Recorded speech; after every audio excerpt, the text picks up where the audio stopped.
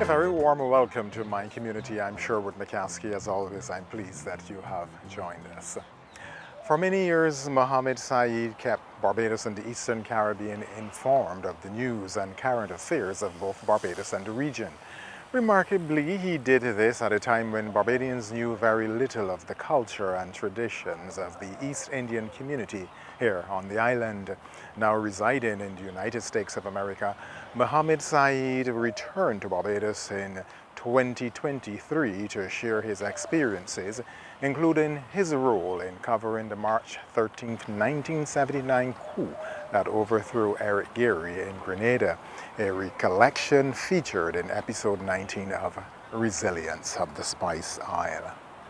On that occasion, we also give Mohammed the chance to speak of life within his community, and true to form, he started right from the beginning and shed light on the way in which this community has shaped and has been shaped by this island's evolving landscape.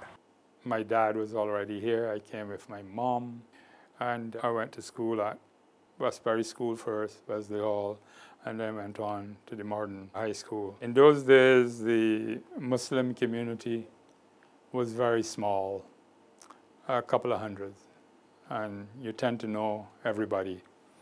And most of the Muslim community was concentrated near the city, so that the two mosques at that time, I'm talking 60s, was the Kensington Mosque on Kensington New Road, just behind Kensington Oval.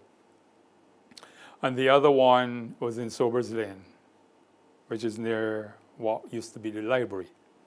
So those were the two main houses of worship, and they were set up in the 50s. And like I said, a couple of hundred worshippers. So that was where the Muslim community was.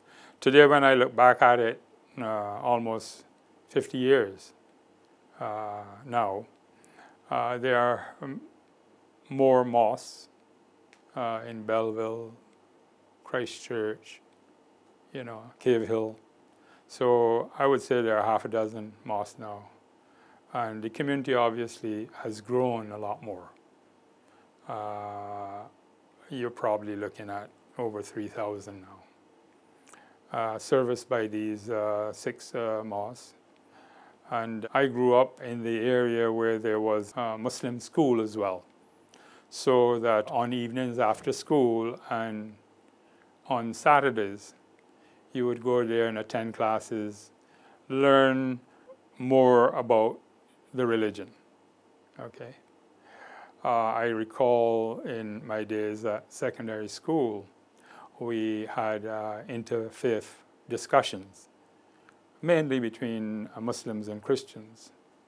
And, we obviously grew up with both Muslim and Christian friends, and get to know a lot about Christianity through our Christian friends.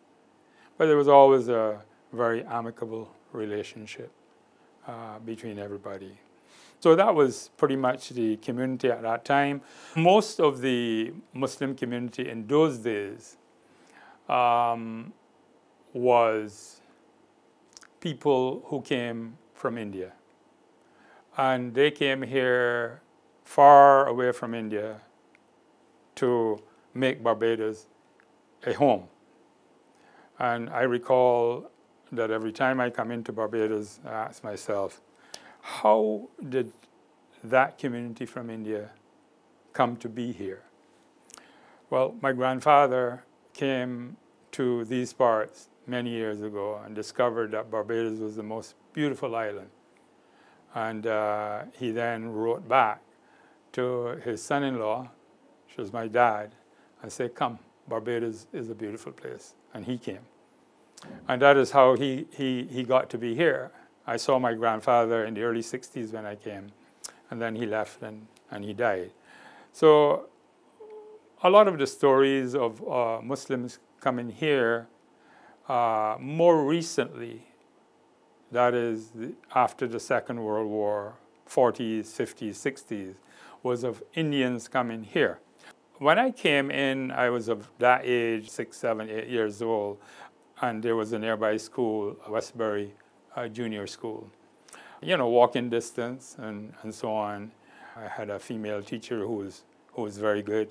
So there was a junior school and then a few hundred students then at the time. Normal life like everybody else, you know, you go in and you do your classes and you know, have sports and stuff like that. And then walk back home. So it was a regular routine, made friends and stuff like that. Yeah, and then I went on to Wesley Hall, where I recall some very nice teachers in those days, you know. And from there, I went on to the Modern High School, which was a lot bigger, I think. Louis Lynch was the one who started that school. And for many people, it was a nice school to go to. It was one of the largest schools in Barbados in those days, yeah. So, you know, some people you have met in school, you've lost track of them. Some people you still can make contact with them. There is a little avenue called St. Leonard's off Westbury Road. So many people, when they ask me where you live, I say I live between two churchyards. St. Leonard's on the one hand and Westbury on the other. So we are in between there. Some people call it Reverend Gap. And we would have played as youngsters in the churchyard at St. Leonard's a lot, you know, roast breadfruit and do all kind of stuff behind there because that was just to one side of St. Leonard's Avenue. And our friends would gather there, usually on weekends. And, you know, we had a good time, yeah. When I grew up, cricket, you know, was the thing which brought a lot of people together. Or we would play at cricket with people in and around the neighborhood. And you would have had a mixture of people, Muslim and non-Muslim. I remember a very good friend of mine, Frederick. He was on board. So we played together, and for the larger matches, we went across to Weymouth and played there. Otherwise, we would play in our street, you know, local cricket and so on. Like I said earlier on, you know, we used to hang out in the churchyard and roast breadfruit. So therefore, that would have been, you know, done with your friends, both a mixture of Muslim and non-Muslim, local community, and so on. Then you would have had friends come over by you, you know, especially on the special occasions. And in those days, you know, the Muslims, having come from India, would have brought that roti, culinary part, with them. And for many Barbadians, roti would have been new. So they would have shared that. And then later on came the little triangular pieces of samosas. So those were things that you shared. And of course, I then picked up, you know, being in the community, cuckoo and flying fish, you know. So now when I come back to Barbados, that's what I look for. You know, you have your way of going by the shop and hanging out with the boys. In those days, it was a juicy or a fruity and a bread and two. Those are all things that are Barbadian, and therefore we shared the cuisine, and we shared the sports, and we shared our stories. Going over to a friend's home was quite easy. You know, you go over there and you hang out with him. What his mother cooked, you would eat, and vice versa. Yeah, so those were some of the memorable things in growing up. And of course, in later days, I would have had, you know, my friends here at CBC, being here at CBC in the newsroom. I'd mentioned some of the names before, and they were my very good friends, and we would, you know, go out and hang out together, visit each other. I recall when I used to go with my dad out in the countryside, he would stop by and have a cup of tea, and, you know, the person he was with was his customer, and they would bring eggs and different things and offer to him, you know, to take home to his family. So there has been a very good relationship, and I hope that continues. That sense of cohesion and togetherness, along with respecting others' tradition and culture, has shaped who we are today and is now a celebrated aspect of Barbados. Mohammed arrived in Barbados at a time when the island's most challenging construction project and the greatest engineering feat was nearing completion. I came here in 1960, and Deepwater Harbour was a very big thing. One of the most amazing things was the lights that they had put on at that time. You look at your hand and, wow, it's changed a different color. Okay, now Deepwater Harbour for us was constructed there, and it was very new, and there were a lot of trees in those days. One of the places we would ride to, although we're just from Westbury Road, ride down. I think Costain was a name used. It might have been the construction company that did it. So you're going down to the harbour, and you rode across there. You go among the trees. And it was lovely in those days. Where the sugar barn is, right next to that, had a lot of trees. We saw that in those days that road was constructed with deep gutters. If you fell in there, you really had a fall. And the road was wider than most of the roads in Barbados. The lights were beautiful. And also, the Deepwater Harbour had an area where there were a couple of lawn tennis courts. And behind there was a nice place to bathe. So we used to play cricket on the road, and the courts were there, and we used to then go and bathe. So half the guys would be in the water behind there, half the guys would be playing cricket. So for us, the Deepwater Harbour in that area served many purposes. It was a place of going to it and so on. In those days, there was the University of the West Indies as well, right at one end of it. And later on it moved up to Cave Hill. So that was also an attraction. Going through there and going into the university grounds was something the boys would have done. Yeah, there was, that Travers Way as well. You come across on this side and you look across on the other side of the seas. I was fortunate through my dad to go on board some of those boats. There were cargo ships that would come, and there were also the tourist ships that came. So I was fortunate because my dad used to be in and around the harbor area, and he got to go in often, and he would take me along with him from time to time. So I saw it from the inside, beyond the gates, and also from the outside. I think it was the Canadians, I believe, if I'm not mistaken, who would help build with that, because at that time Barrault and Trudeau in Canada were great friends, and I think Barbados received a lot of funding from the Canadians. In growing up, you would have seen various characters, Gearbox, King Dial. King Dial would be in and around Kensington Oval a lot, so we would have seen him. That's our area, you would have seen him with his pretty colored bicycle and pretty suits and so on. And if I am not mistaken, maybe a pipe as well. Yeah, so he was a guy, sometimes you can talk to him and sometimes you couldn't really talk to him, right? So we would have gone up. In those days, the boys would want to draw King Dial on a little conversation, And sometimes it was good, sometimes it was not too pleasant. But, he's the type of guy that you would appreciate because he was so unique. The other character was Gearbox, in and around the city and so on, He would have his special type of humor. So we would gather around, the tuk-tuk band, you see that around, from time to time. In another episode, Mahmood Patel, another member of the East Indian community, reflected on the colorful characters of the city of Bridgetown. Like Mohammed, he shared his memories of both Gearbox and King Dial. Now, the construction of the Deepwater Harbour brought about significant roadway expansions, with the first major development being what is now known as the President Kennedy Drive. President Kennedy Drive would have been the main road leading into the harbour and out. to Eagle Hall.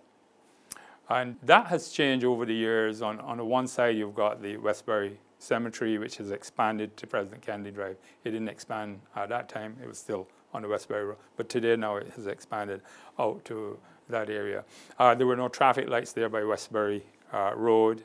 There were big tanks there for the ships that came in to refuel them. So from there, right up President Kennedy Road, there were 1 or 2 places where we got some fish cakes from. And at one end, you had to go there because it was the Eagle Hall post office. In those days, post offices were important. You've been there many times to do business. Eagle Hall then would have been a hive of activity. There was a little fish market there. I don't know if there's still a fish market there, but in those days, there was a fish market there. And there was also a cinema, I think. Yes. Yes, yes. Roxy, that's it. Yes. On the other side of the fish market. So, you know, we would have been in that area and then go further up to the stadium side, you know. Yeah. So it was a good entry point in and out of the city through what is called the Harbor Road, you know. And the one end of President Kennedy Drive is the cul-de-sac for St. Leonard's Avenue. So where I grew up, that was the dead end. So I was like about 2 or 3 houses away from President Kennedy Drive, but on the St. Leonard's Avenue side. Going in near the harbor, there was a supermarket there, and your mom sent you for stuff. So you will pass the gas station and go on and do the shopping and come back, and you would stop right there for one of those drink machine, you know, your hot and stuff like that, and you put your coins in the machine right there at the Holborn gas station. So the Holborn gas station was there already. And the Holborn house would have been previous. I don't know if it existed together with the gas station, but I could recall the gas station being there. And there was a big anchor there.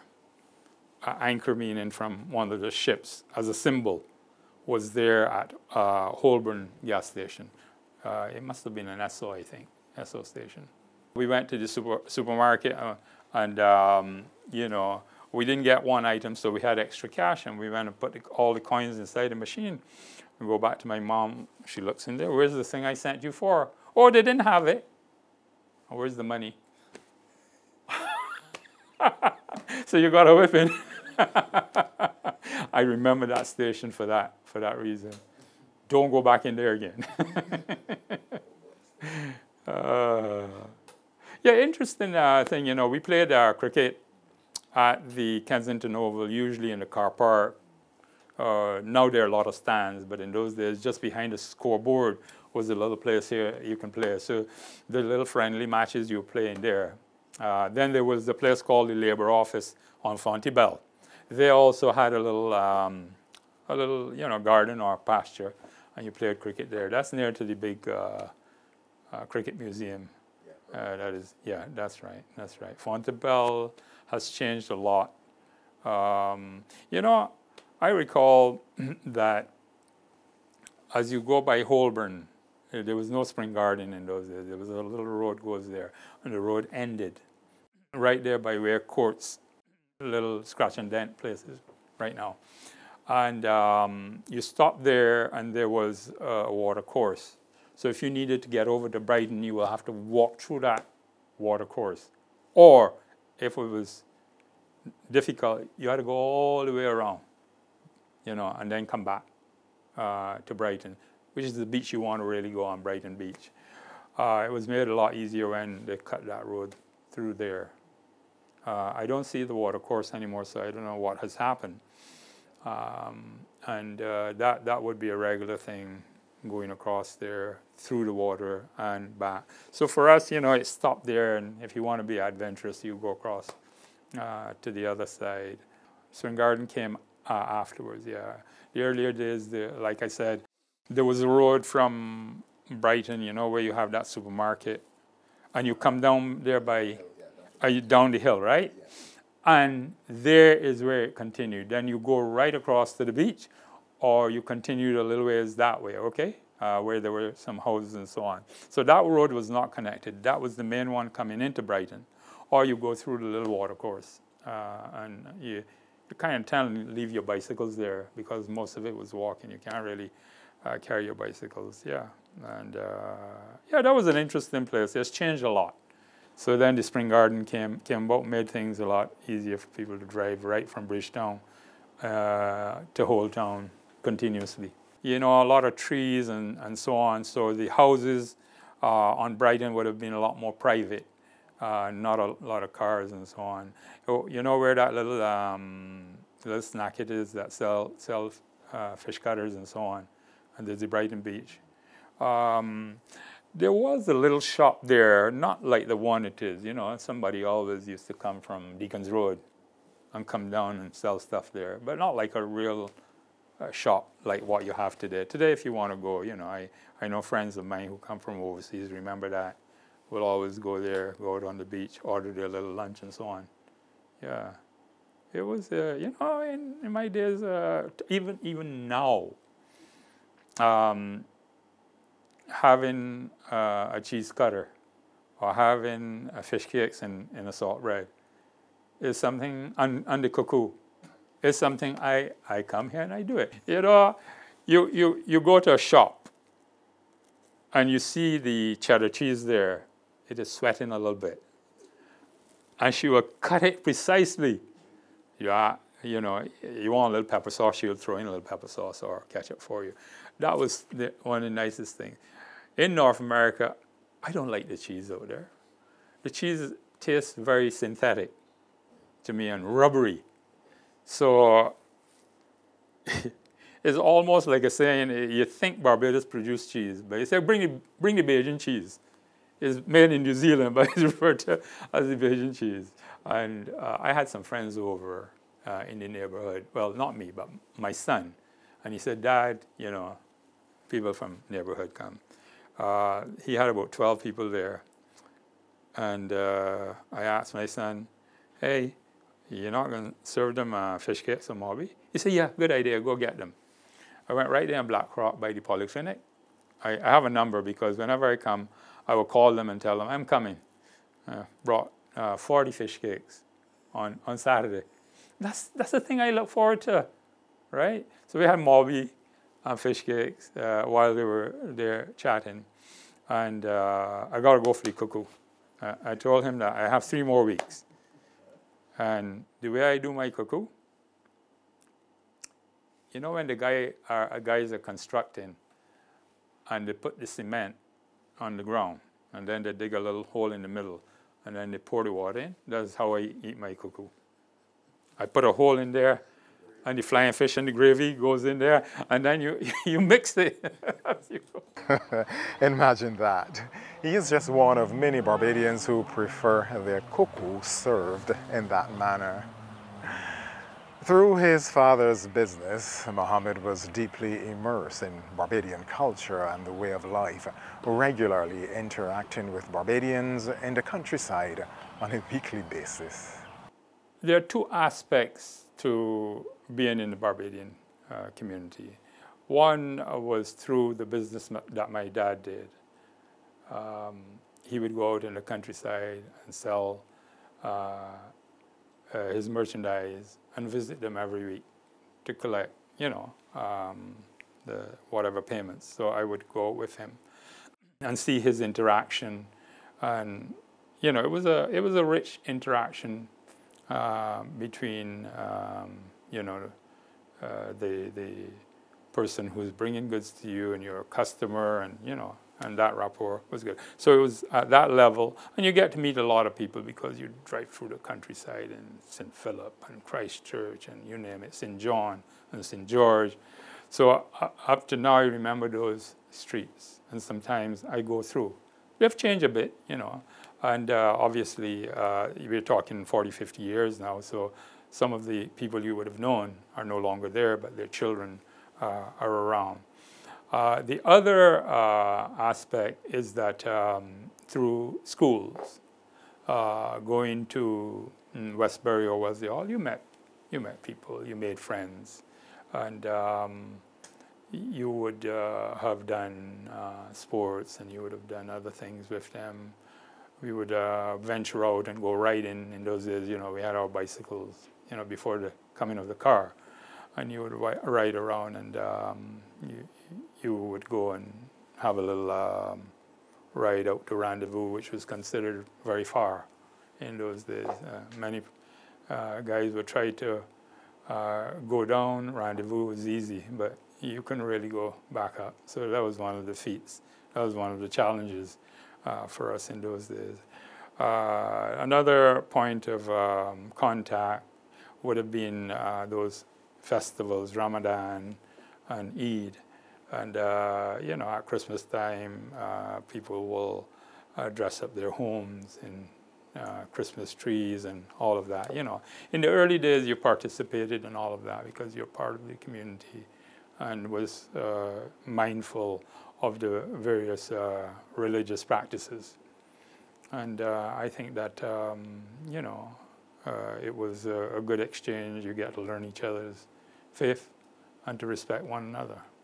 There are about 29, 30 days of fasting where from before sunrise to sunset, you cut off all eating, drinking, smoking, and other things so that you can dedicate yourself more to the worship of your Lord. So this is also a worship in addition to the prayers in the mosque.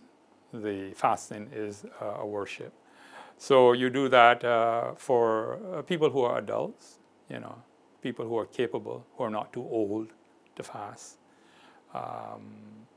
So during those hours, you will, you know, keep away from food and drink, concentrate more on prayers and meditation. And after the 30 days, then you have the Eid al-Fitr, which is, you know, a special occasion to mark the ending of Ramadan, where people get together with their families and friends, you know, and to celebrate the ending of Ramadan. Now, we are always inspired by the stories of those who have chosen to make Barbados their home. Their love for and admiration of the Barbadian way of life and the way in which they have integrated into our society remind us of the value of community. More importantly, we continue to be inspired by the fact that they play their part in making a positive impact, striving to leave our island better than how they found it. This has been yet another special edition of My Community. I'm Sherwood McCaskey, as we always say here, do take good care of yourself and look out for the interests of your neighbors.